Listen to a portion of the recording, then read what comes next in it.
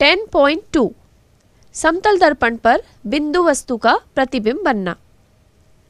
चित्र में दिखाए अनुसार एक बिंदु वस्तु O समतल दर्पण के सामने रखी हुई है।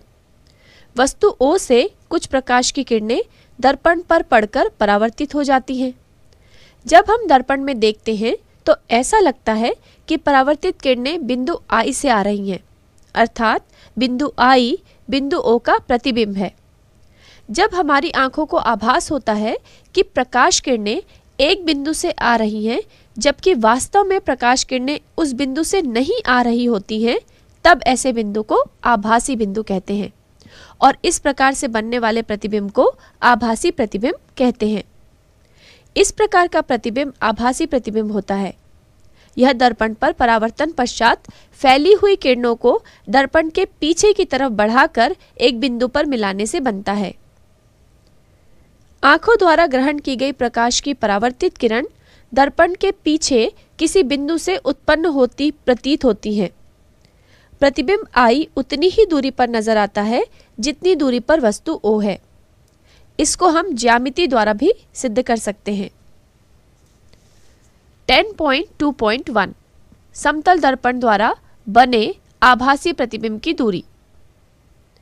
समतल दर्पण के सामने खड़े होकर आप देखेंगे कि आपका प्रतिबिंब दर्पण के पीछे उतनी ही दूरी पर दिखाई देता है जितनी दूरी पर आप दर्पण के सामने खड़े हैं। यह देखने के लिए आप अपने और दर्पण के बीच एक मीटर स्केल रखकर देखें। आपका प्रतिबिंब मीटर स्केल से कितनी दूर पर बनता है? जब आप दर्पण की तरफ बढ़ते हैं तब आपका प्रतिबिंब किस ओर बढ़ता है? दर्पण से दूर जाने पर क्या होता है? माना कि कोई वस्तु समतल दर्पण mm' से OB दूरी पर है। AN दर्पण पर अभिलंब है। परावर्तन के नियमों के अनुसार प्रकाश की किरण OA दर्पण पर आपतित होती है और परावर्तन के पश्चात AC दिशा में चली जाती है। प्रकाश की दूसरी किरण OB जो दर्पण से अभिलंबित है, परावर्तन के पश्चात उसी दिशा में वापस आ जाती है। इन दोनों परावर्तित किरणों AC व OB को दर्पण के पीछे की ओर बढ़ाने पर वे बिंदु I पर मिलती हैं, अर्थात वस्तु O का आभासी प्रतिबिंब I बिंदु पर बनता है। चित्र के अनुसार यदि आपतन कोण OAN बराबर कोण I है तो कोण BOA बराबर कोण I, क्योंकि एकांतर कोण, समीकरण 1। और यदि परावर्तन कोण NAC बराबर कोण R है तो कोण BIA बराबर कोण R, क्योंकि संगत कोण, समीकरण 2। परावर्तन के नियमानुसार कोण I बराबर कोण R, समीकरण 3।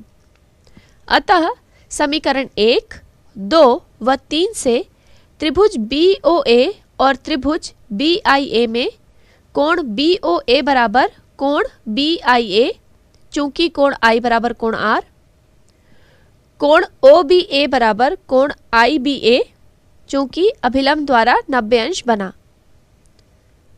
AB बराबर AB, चूंकि उभयनिष्ठ भुजा। कोण भुजा कोण सर्वांग समता प्रमेय से त्रिभुज BOA सर्वांग सम त्रिभुज BIA, इसलिए OB बराबर BI। कोण OAB बराबर कोण IAB त्रिभुज के अंतः कोणों का योग 180 अंश, अर्थात प्रतिबिंब की दूरी समतल दर्पण से उतनी ही है जितनी वस्तु की दूरी।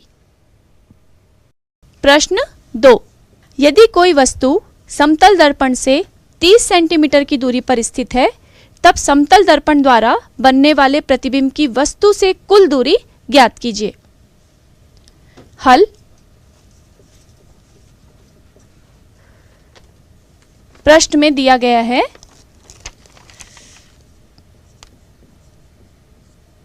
है कि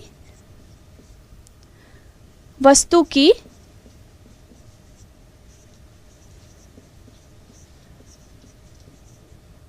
समतल दर्पण से दूरी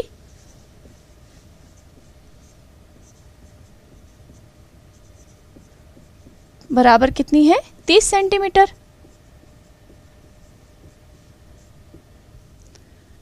और हमें वस्तु की दूरी समतल दर्पण से हमें समतल दर्पण द्वारा बनने वाले प्रतिबिंब की वस्तु से कुल दूरी ज्ञात करनी है।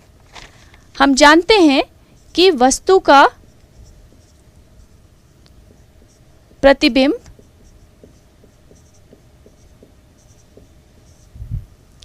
समतल दर्पण से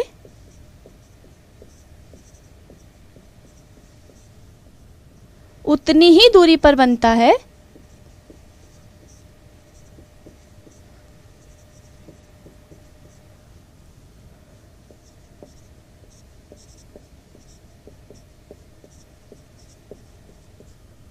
जितनी दूरी पर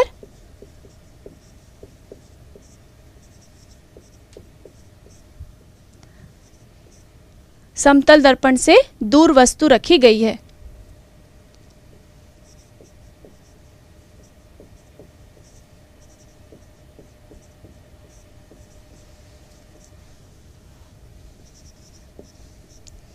वस्तु रखी गई है।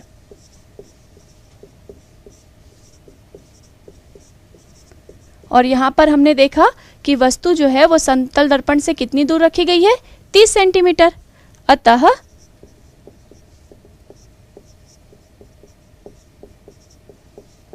प्रतिबिंब की दर्पण से दूरी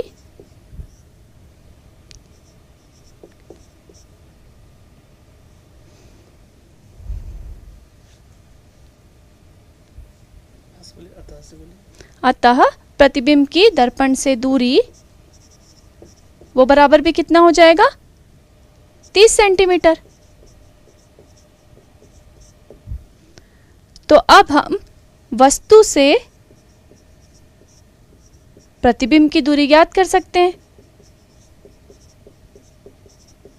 वस्तु से प्रतिबिंब की दूरी वो बराबर होगी 30 सेंटीमीटर और धन 30 सेंटीमीटर, क्योंकि पहले वस्तु से दर्पण तक की दूरी 30 सेंटीमीटर और फिर दर्पण से प्रतिबिंब की दूरी भी 30 सेंटीमीटर है।